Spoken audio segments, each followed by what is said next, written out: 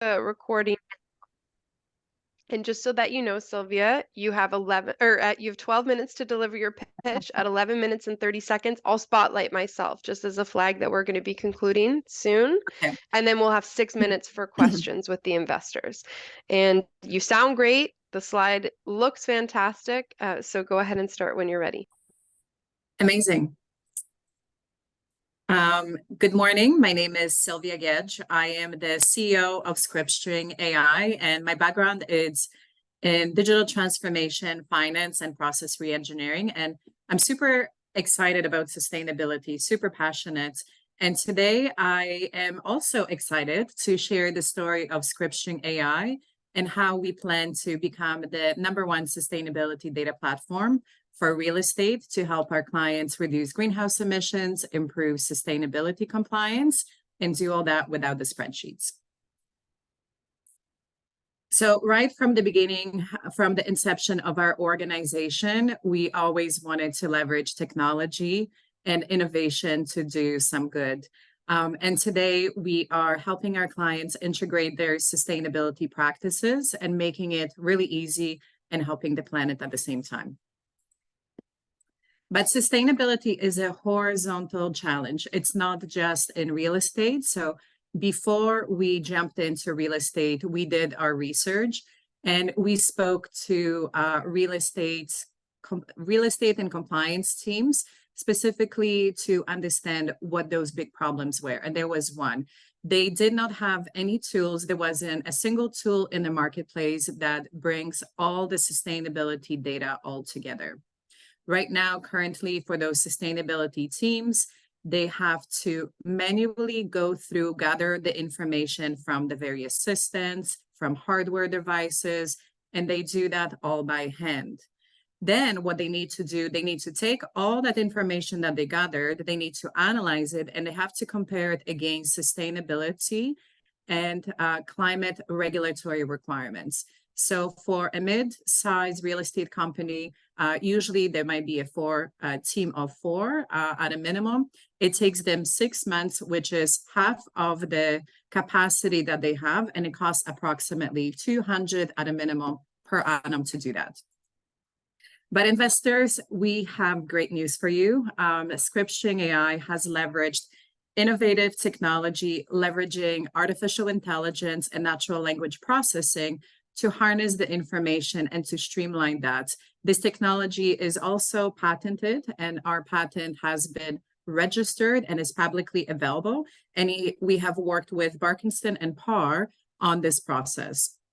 This one-of-a-kind solution enables the users to easily get real-time insights about their data from any source, from any system, any file, including hardware devices. It conquers the daunting challenges for sustainability reporting and compliance reporting, cutting that time from 6 months into real-time updates. Not only are we lowering the operating costs for those organizations, we are also doing some environmental goods, which is lowering greenhouse emissions and reducing energy consumption. Our platform is highly scalable. It is a SaaS platform that has been built for business users. And because we are collecting very sensitive information, it has been built with enterprise security and governance in mind. And here's just a few pictures of what the platform looks like. But our success story, it's really about our customers and our solid sales pipeline. So let me share a little bit of the magic about our journey where we are so far. We have 8 customers that trust us. They're super innovative, which translates into 50 users in the app so far. And the value we are providing is incredible. We are able to reduce annual expenditures for our clients, slashing those $200,000 that would take by 75%. That's $150,000 savings on annual basis. And that's not all. On top of that, because we are leveraging artificial intelligence for AI recommendations, we are able to provide additional 10% reduction related to greenhouse emissions and energy costs. We are really excited about entering the North American market, and the numbers speaks volumes. In 2022, we pivoted from service organization to product. And in 2023, we're making the transition to product first. But really the excitement, it's in 2024. And with our solid pipeline and track of explosive growth for recurring revenue, we anticipate a revenue of 2.4 million plus 650,000 of service revenue. And how we're going to get that? Well, here's our assumptions. Average annual recurring of 50,000 and 225 qualified leads that will convert at 30%. We anticipate 65 new customers using the platform next year. And the market is exponential. It is a global market for ESG reporting software, and it's sitting at 9 billion so far, and it is growing exponentially each year. But our focus, it's really on the attainable serviceable market, which is the 14,000 real estate facility management companies. Our target market, we're focusing on those companies that have 50 plus employees and more than 25 portfolio within those companies, which includes residential, commercial, and industrial buildings. So how we get to the 700 some, which is exponential 14,000 real estate companies times our 50,000 annual recurring 700. But this is not it. This is not where we're stopping. We have ambitious set of strategy to expand our footprint into other industries, including advanced manufacturing, automotive, and investment management. So to further understand our business model, let's look at the breakdown of what the 50K looks like. So it includes 10K one-time recurring setup fee, plus 2,500 monthly recurring, which includes 10 integrations and 10 users. And how we plan to expand and grow that recurring is by adding additional cross-functional users into the app and more integrations from systems and from hardware. And here is how we plan to gain those 65 customers. So far, we have designed a strategy that really leverages our network, and we lean on the relationships we have built. And we're going to extend it into our direct sales. We're going to do digital campaigns. We're going to attend targeted events that are industry events where our perfect users are, which makes it ideal stage to showcase our cutting edge ESG data platform. Our next channel that we're very excited is Siemens. We have an existing partnership and our product is listed in the marketplace, which is a global marketplace and extends to all their customers. We have a co-sell campaign that we are actively working on, and we already are generating leads. And the last one is our resale partners, which is sustainability consulting firms and ESG data integrators. And we are working on a number of partnerships, which should finalize before the end of 2023. And down below, you have the conversion to the customers, how the 65 customers are calculated. Like many other companies, ScriptString AI has competition, and the names Metrio, Measurable, Novisto listed here are lead ones. The reason why we chose these ones because they focus on all the aspects of environmental, social, and governance compliance reporting. But we have done our thorough research, and there is significant differentiations between us and our competition. They are way more expensive, which is very substantial, where the sustainability teams very often work with limited budgets. And as well, they lack the transformation capabilities that ScriptString AI offers, such as real-time updates, hardware integrations. And when it comes to onboarding, the customers working with our competitors can expect 6 months of services before they can leverage the platform. And with us, it takes 6 weeks. But scaling up a startup, it's really about the dedication, clear vision, and a team. And this is where we deliver. Our team, myself, I've already introduced myself. I've worked with SaaS organizations throughout my career. And most recently in my last company, eBridge, a SaaS integration platform, I participated in the due diligence process. as that company ended up being sold to Jitterbit. Warren Gedge is our Chief Technology Officer. He is also our Chief Information Officer. And he's been an innovator with companies like Amazon, Box, Facebook, among many others. But most recently, he worked with Resolver, which is really very relevant to us. It was a risk management platform, which also his position and the work that he did led to an acquisition of that platform by Kroll. Sheldon Sawchuk is our Chief Product Officer. He spent his career building SaaS solutions. And most recently, in one of the final roles at Informart, which was a SaaS media monitoring platform, he participated in the due diligence, and that company was sold to Meltwater. So today, investors, I am seeking $1,250,000 for a 24-month runway. And really, the money is going to be to accelerate our go-to-market strategy. We're going to use the funds towards sales, marketing, and research and development. We have already up to date raised non-diluting capital, which includes grants from IRAP, Idea Fund, and IWS, as well as a BDC loan of $250,000. And with the investment that we will receive, by 2025, we will reach positive EBITDA and have 161 customers in our platform. And thank you so much for your time today, and thank you for your consideration. I hope I shared a story and you feel confident how this opportunity is really the magnitude of the opportunity and the potential for the substantial return. Thank you, and over to you for questions.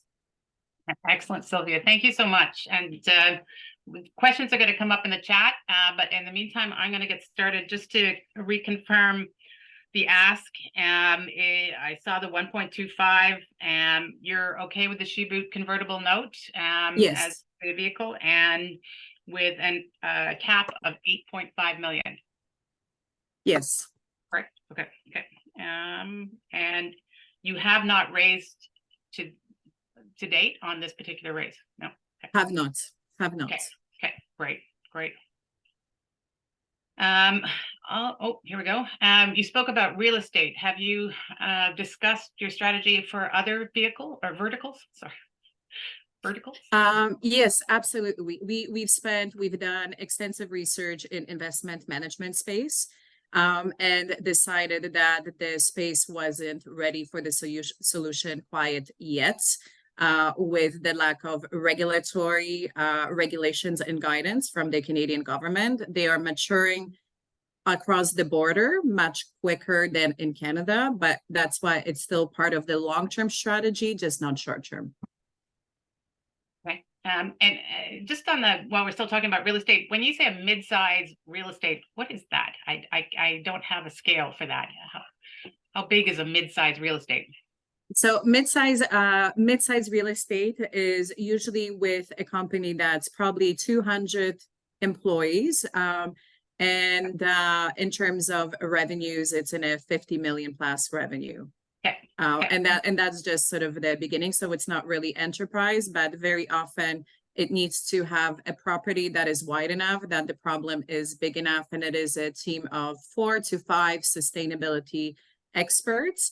That part of the team, plus very often it is cross-functional teams that support those sustainability experts, might be legal, finance, operations. Perfect. Thank you, Sylvia. A few other questions. In terms of R&D, can you explain more specifically what you will be focusing on in your R&D roadmap? So we are focusing on leveraging AI to really provide the guidance, be a sustainability assistant. So as it's a tool for internal risk management, but also helpful to cut the time and the effort that it goes into not necessarily building a sustainability strategy, but enabling you to execute on the sustainability strategy. So our plan is a full hands-in SaaS solution, and we have generative AI that's providing the insight and further capabilities. So it is all in one shop for all things sustainability and ESG for reporting and compliance. And next question gets into where the revenues are coming from. You've got services and product revenues. Are those and maybe some consulting still? That is that all in one company? So it's all in one company. We, as I did say, we have moved from services and to product first, and really 2023 was product first. So there was a lot of saying no to services and things that didn't really fit within the box. And the way we are scaling, because we do want to focus on the product, this is the critical piece of the partnerships, strategic partnerships with ESG consulting companies. So it's for a reseller, but as well to augment any of the services that if some of the clients still need help with sustainability strategy, we would lean on the outside partners. Okay, great. A bunch of other questions, so I'm going to have you keep the answers a little shorter. How have you proven your pricing model? We've proven our pricing model by the customers paying what our pricing model is. So we have existing customers that, it starts at 2,500. Generally, for us, it's automation. It is about scaling those businesses and organizations that are growing. So it has been proven. Okay. Is the reporting you provide needed to meet regulatory requirements, in this special real estate market? Is there, I'm kind of combining questions. Yes, it is needed. Our focus is on the organizations that have regulatory compliance requirements. And can you explain that regulatory requirements a little bit more? Yes, absolutely. So on annual basis, these companies need to file number of different regulatory frameworks. So within real estate, they leverage GRI. It's a framework. Plus, there is other frameworks that are specific for just for real estate. So it's something that they need to do on annual basis. Yeah, is it private companies too, or just publicly? It's both private and public companies.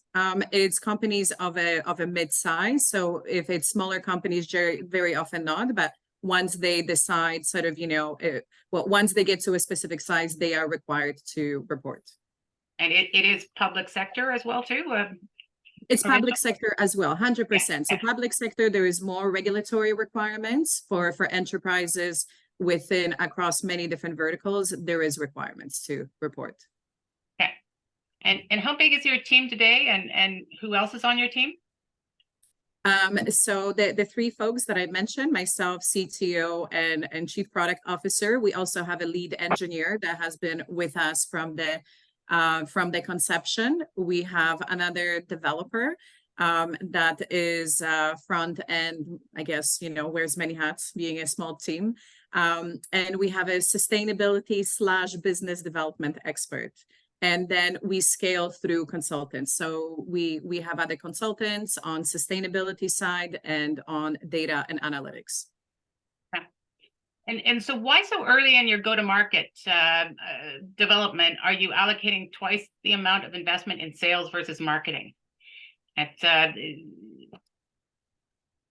you repeat the question? The investment in your sales is twice as much as your marketing right now in your plan, and it seems early in your go-to-market plan to do that.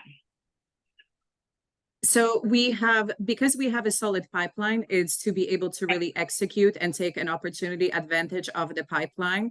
Okay. Our marketing is pretty solid. We've been working and fine-tuning. And again, we've done extensive research into marketing and work with external firms. So we still need to keep going with the marketing, but with sales, it's really to get those leads and get them working and get those things closed. That's why sales is the bigger focus. Okay. And do you compete against in-house tech tools with plug-in sustainability solutions, or? You know what? Not so much. There is some in-house tools, I guess, that people do, but I would say majority of the tools that folks use is Excel spreadsheet. Like that is the main go-to tool. So the in-house Excel would be our biggest competitor, but it's very time consuming and it doesn't scale. And because there is so much, it is really big data when it comes to looking at environmental, looking at the social, looking at the governments, looking at the risk, looking at the relationships. It's quite complicated. Okay. Thank you. Katie is, I think, calling it the sheesh. So I thank you, Sylvia, for your time, and look forward to your future success. Thank you so Thank you, much. Sylvia. Okay. Thank you take for care. your time. Thank you, everyone. Bye-bye. Bye-bye.